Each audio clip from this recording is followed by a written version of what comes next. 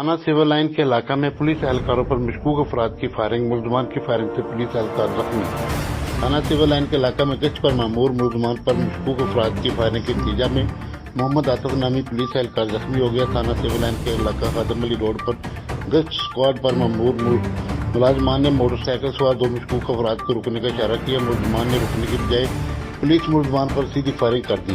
मुलजमान अंधेरे और रश का फायदा उठाते हुए अपनी मोटरसाइकिल छोड़कर गली में फरार होने में कामयाब हो गए।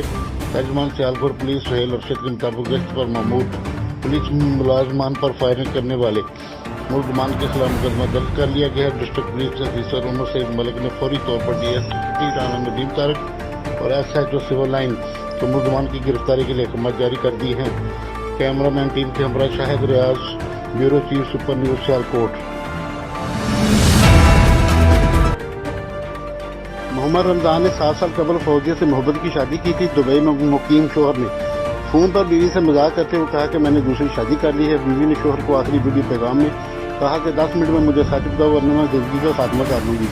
30 साल फौजिया ने दिल बर्दाश्त होकर पंखे से फंदा लाट डालकर खुदकशी कर ली। 7 साल कबल होने वाली मोहब्बत की शादी का ड्राप सीन मौत पर खत्म हो गया। कैमरामैन टीम के हमरा शाहिद रियाज, सुपर न्यूज सियालकोट।